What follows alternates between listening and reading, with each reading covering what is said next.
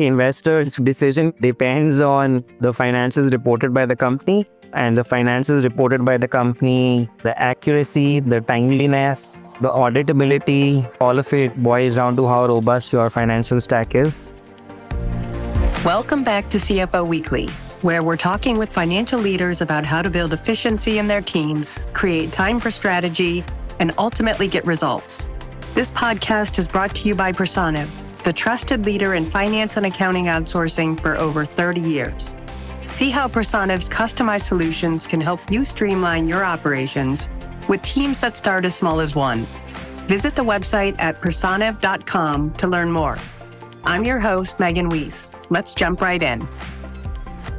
Today, my guest is Apurv Bansal, co-founder and CEO at Zanskar, is a second-time entrepreneur. An alumni of IIT Delhi and Harvard Business School, he previously co-founded Wishpicker, acquired by Snapdeal, held leadership roles in product at Google, and worked in fintech at Elevation Capital. While at Google, Apurv experienced firsthand the complexities of managing billing and revenue recognition for modern businesses. Existing tools were outdated and ill-equipped to handle intricate pricing models. Recognizing this widespread challenge, Apurv and his co-founder, Saurabh, set out to create a better, scalable way to modernize billing operations, leading to the founding of Zanskar. Apurv, thank you so much for being my guest on today's episode of CFO Weekly. Thank you. Pleasure to be here. Today, our discussion centers on the changing world of revenue strategy, and we'll be talking about the evolution of variable pricing and revenue management. And I'm really looking forward to this topic and learning about you and from your experiences. So let's jump right in. Sure, let's do it. All right. So first, let's go back to the beginning. What sparked your initial interest in finance and led you to pursue a career in this space? It was more from problems that I had seen in my previous companies. And I used to work at Google before this. And at Google, I had seen that one of the biggest problems that we were struggling with was around billing and RevRec, just automating it end to end. There was like an army of engineers who were devoted to automating these processes by building in-house tooling and removing kind of manual effort. So the technologists felt like there had to be a better way to solve this problem. And that drove me to start Zanskar and build a company that automates manual processes within finance function of a company. My interest in it was driven more by the lack of technology in the space and the potential for technology to generate value more than anything else. And let's quickly talk about Zanskar. So what is Zanskar? What do you guys do? And who do you do it for? So Zanskar is a B2B software business. We essentially automate manual operations within the finance function of a business. So let's say, the process of billing, generating invoices, the process of recognizing revenue, the process of financial reporting. All of these processes, as you know, in a lot of companies still happen manually on spreadsheets, where humans doing manual tasks that need not be done by humans. Machines can do them. But there just seem to be a lack of tooling in the space that could seamlessly automate these operations while ensuring that, it is done accurately, because you can't misreport revenue. You fail audits. You can't send wrong invoices to your customers. That causes churn.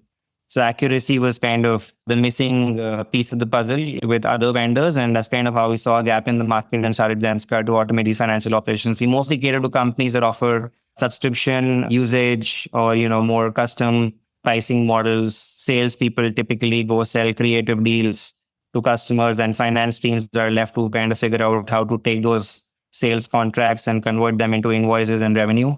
And that's where Zanskar comes in. Is it a tool that just plugs into an ERP? How does it work? We sit in between your tech stack. So we plug into your ERP, we plug into your CRM, plug into your payment stack, plug into your internal sources of data. So let's say there's a data warehouse that you use or some other internal database that houses the consumption data. We can plug into all of these systems and kind of act as your central nervous system for the finance function. And in today's fast-changing business landscape, CFOs are expected to go beyond just managing financials. So in your experience working with CFOs, how do you see the role evolving into a key driver of innovation and growth? CFO's role is not meant to be just to drive financial. CFOs have to drive strategy and bring the financial lens to driving strategy, because a lot of the other teams and businesses, again, their expertise is not keeping financials of the company in mind. And it is a CFO's job to make sure that any strategy, whether it is your sales strategy or your marketing strategy or your customer success strategy, even your product strategy for that matter, all of them need to be robust enough from a financial point of view. And the CFO needs to work with all of these different departments, build good relationships with them, understand what their priorities are, understand what they're trying to accomplish, and make sure that the CFO is able to add value and make sure that this strategy is signed off by them, and make changes to ensure that the cash flow position of the company, the profitability of the company, or whatever other metrics that matter depending upon the stage of the business are kept front and center while figuring out the strategy. As a CFO today, you're not doing that, then you're not adding as much value as you are supposed to be adding to your company. For a CFO out there listening right now, how might they know that they need Zanskar? What are some key signs? Some key signs are every month you're spending 15, 20 days across 2 or 3 people in your team manually generating invoices and sending them to your customers. Or your team is wrangling with dozens of spreadsheets that have, hundreds of tabs, and each tab has thousands of rows of revenue kind of schedules, and you're applying a lot of formulas in place to make sure you create your journal entries, create your financial reports, and push them into your ERP. Or you may realize that you're in a company where there was some kind of tooling that was put in place years ago to automate billing and RevRec. But the way your company prices its products, the sales levers have changed. They've become more complex, and the tooling built years ago has just not kept up pace with those changes. And despite having tooling to automate these operations, you're still spending a lot of manual effort because you're not able to use the current tooling that you have to send out invoices on the first day of the month for the previous month, or generate your journal entries and close your books today, as opposed to taking like a full week. And that's kind of where you need someone like Zanskar. As businesses face growing competition, pricing flexibility is becoming increasingly important. So why is it crucial for companies to have dynamic pricing models today? Actually, the main reason is just to make sure that you are doing right by your customer. At the end of the day, it's easiest to sell to a customer if your pricing model correlates to the way they see value from the product, as opposed to what it means for you from a cost perspective. A simple example, let's say today I use HubSpot. HubSpot charges me X dollars a month, which they charge to 5 other businesses. But depending on my sales motion, or depending upon, what data I sold in HubSpot, I may or may not see as much value from it as somebody else who's paying the same price. If they had a way to price the product based on, number of opportunities in my CRM, that way I would be more amenable to paying for it based on how I see value from the tool. Say there's a support tool. Instead of charging per seat, they charge per ticket that was closed or per successful resolution. So in order to make sure that your product is pricing itself based on the value that your customers see from your product, you have to further break it down and classify, okay, how do customers see value from my product? Maybe I have different customer segments who may see value differently from my product. Now, for each segment of customers that I'm going to make a sale, my pitch has to be different because they all see value from me very, very differently. Value levers are different. My pricing model is different for every customer. Sometimes, you will run up against a customer who's just a very good negotiator, and then your salesperson has to add these terms to contracts that kind of make sure that you're able to close the deal while generating profit for the business. So all these levers, when they come into play, your pricing ends up being pretty variable and pretty dynamic. If you're not offering that dynamic pricing, you will just lose revenue. So every business needs to make sure they're well equipped to offer these pricing models today. Let's dig into this for a second. But how does aligning the pricing with customer usage improve the value perception to that customer and create sustainable growth in the long term? One of the segments that this customer caters to is telemedicine.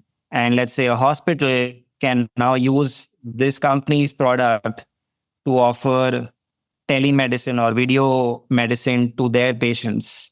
And now you're able to serve more patients and thereby add more revenue for the hospital. When the hospital is paying for this video tool, the way they look at value is how many more patients was I able to serve through this tool, not the number of video minutes that I streamed, which is what the cost lever for this tool is. So initially, they used to price based on number of minutes, and the customers would just be like, the hospital in this case, I don't want to pay you based on number of minutes, because at the end of the day, what matters to me is how many new patients was I able to serve through your tool. And the day they changed their pricing to make it more related to the number of patients, they were able to close more deals because customers saw more value in terms of number of patients and were more aligned to paying for the tool based on how they see value. So that's one example of, how you can price based on value, and that kind of helps build long-term customer success and ensure retention, and of course, upsells as well. And what are some of the most common challenges that you see companies face when they're transitioning to a usage-based pricing model versus this historical cost-plus model? There's a bunch of challenges. I'd say if I had to pick out the key ones, one is just that you need to drive alignment across multiple stakeholders to even figure out what this new pricing model should look like. The CEO can't just say, hey, let's move from a per seat model to a usage-based model. You have to first talk to your sales teams and get their point of view on how this would affect sales, how this would increase or reduce friction in the process. You have to loop in your product team to see if they even have a way to measure usage. You have to kind of first figure out what usage you need to track, what part of your product or what metric of your product do your customers see value from, on the basis of which you measure that metric as usage. And your product team needs to be able to kind of have a way to track that usage. You have to talk to your finance team and see, okay, do you have the ability to be able to recognize revenue based on usage as opposed to recognizing it just based on subscription, which, by the way, finance teams can do. You already have spreadsheet as your friend, so that doesn't become a bottleneck. But the point I'm making is every team in the company has to come together because everybody gets impacted by the shift in pricing. And then once you pull everything together, then it means different things for different parts of the business. But for the finance function, it just means that your billing becomes a lot more complex. Your rev rec becomes a lot more complex because now the information needed to generate bills and recognize revenue no longer lives in the sales contract only. The sales contract will just say, hey, it's $100 per unit of usage. But the amount of usage is not in the sales contract. That is living somewhere in the product database. So you have to go extract that information as the finance team. You have to marry all this together to then generate invoices and recognize revenue.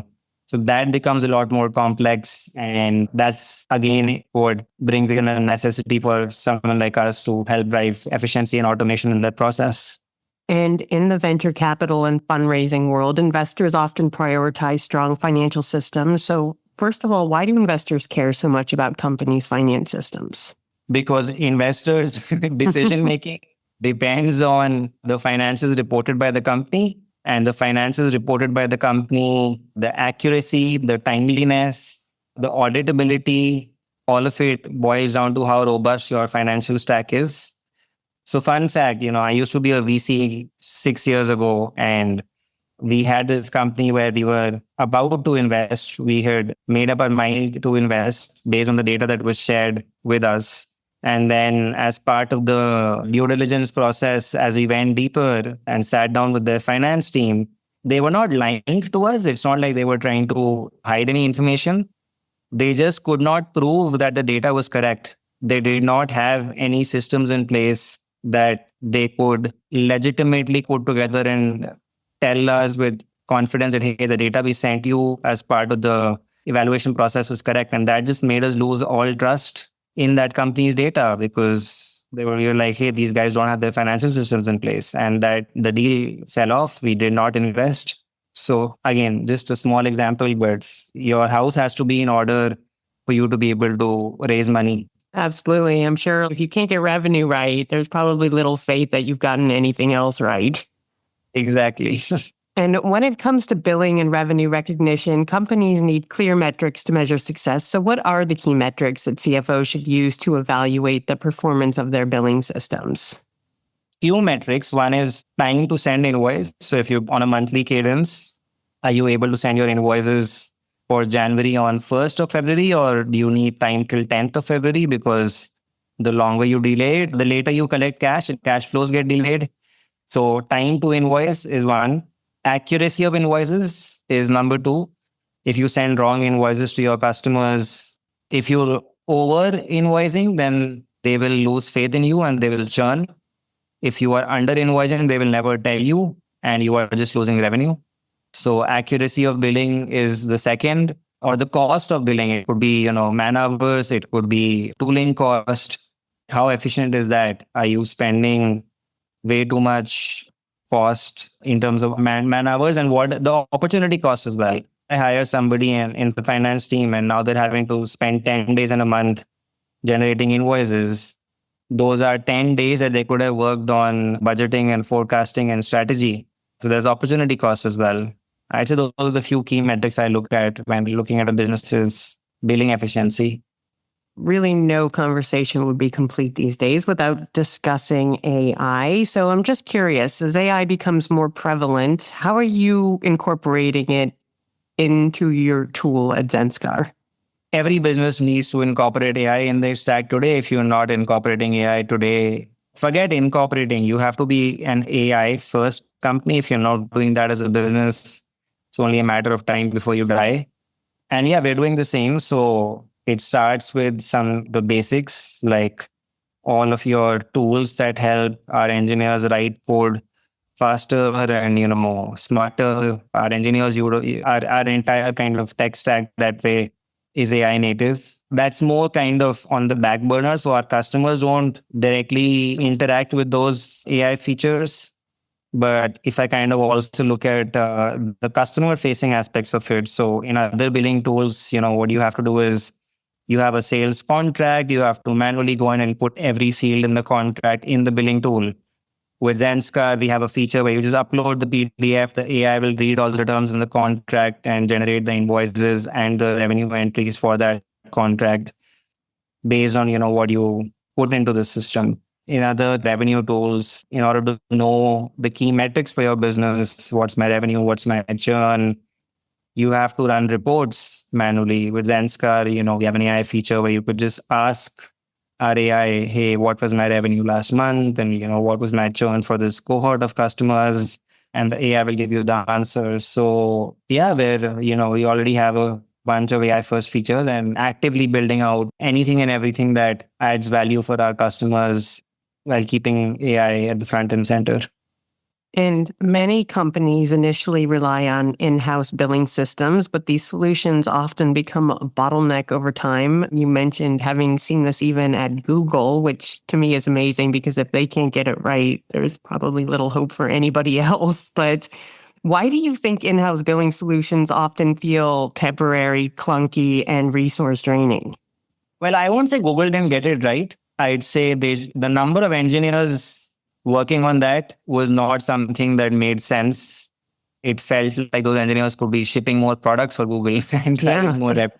So homegrown systems, typically they are built when a business is trying to move away from spreadsheets, and they end up being built by engineers who are not financial experts. Though that engineer may not know the difference between accrued revenue and deferred revenue. That engineer may not know the exact correlation between prepaid versus postpaid billing and how that impacts cash flows. Engineers are, great at technology, but may or may not be the best at understanding financial jargon. And in-house at any company, typically when an engineer builds a billing system, they build it in a more of a reactive manner. Okay, what is my pricing model today? What is being done manually today? How can I automate it? So all that is done reactively as opposed to figuring out, okay, what could my pricing look 5 years from today? And how do I build this more proactively in a future-proof manner? Again, like what I have seen is at most companies, when an engineering manager allocates tasks, building out billing is not given to your best engineers. Your best engineers are put on customer-facing product features. For all these reasons, homegrown billing systems do their job for the first 6, 8, 12 months after they're built. But after that, as the company's business model evolves, you launch new products, you launch new pricing models. These systems are not updated as frequently or are not even as easy to update because the fundamental architecture behind a homegrown system is not meant to be future-proof. And as a result, you throw more engineers at upgrading it, you throw more engineers at maintaining the system. You thought this was a one-time activity. Well, I'll build this out today and be set for the next 5 years, but you realize that you have to invest more engineering resources on the in-house billing system every subsequent year. And then you give into the sunk cost fallacy that I've already been building this for the next 4 years. Let me build more of it this and the 5th year. And that is how these problems kind of compound. And that's what we have been seeing with literally all of our customers who've been switching from in-house billing systems to Zanskar. So how can they prevent this from happening? And how can they prevent themselves from investing too much money and maybe making the switch sooner, or maybe not investing at all and starting off with a tool like this? There's only two ways. Either you build an in-house billing system that is future-proof, and that is not very easy because... That seems unlikely. Yeah. The other option is that at some point you realize you may decide today that, okay, if today I don't need a third-party billing system, I could hack together a few scripts and, put together something in-house. But in that case, you then have to be very, very cognizant of, okay, I built this last year.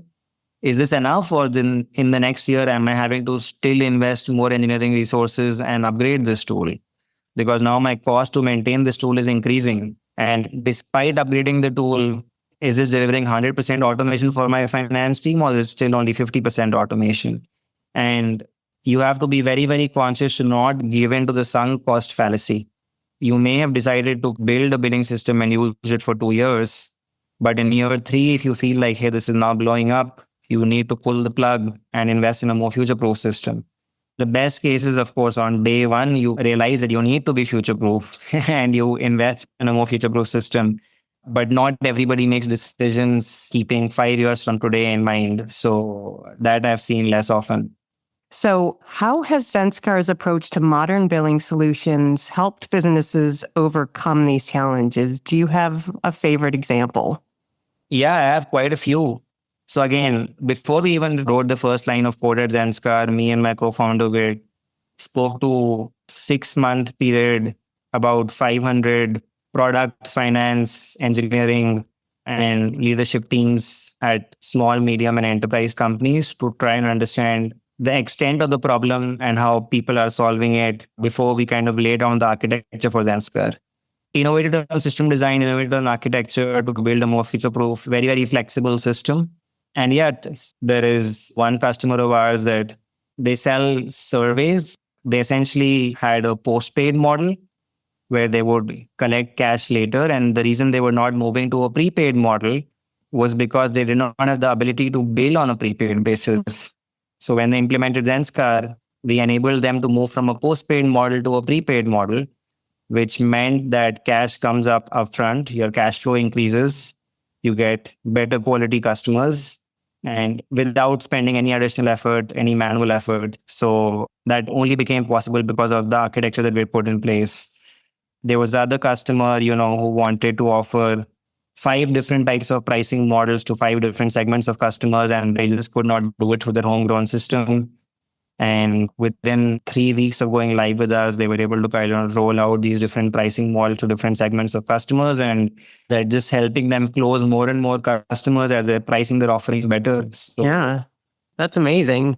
Last question. So as you look into the future, what is it that keeps you up at night? It's a good question, I guess. What is it that keeps me up at night nowadays, honestly, is not knowing what I don't know about how AI is going to change the world and accordingly our business. We've kept our tech stack AI native from day one. You don't know what you don't know. Like the pace at which the world is changing is dramatic. I'm just cognizant of some new kind of way in which this problem can be solved that which solves this even better than we do it for our customers and grabs market share away from us. So that to me right now is what keeps me up at night. Yeah, hard to imagine where we're going to be in, I would say, even as little as 3 years from now. Exactly. Apurv, thank you so much for being my guest today. No, thank you for having me. Really enjoyed this chat, Megan. I've really enjoyed it as well, and I wish you and Zanskar all the best. And to our listeners, please tune in next week. And until then, take care. You've been listening to CFO Weekly, presented by Persona. Please subscribe wherever you get your podcasts to hear all of our episodes. Want to learn more? Check out personiv.com. Thanks for listening.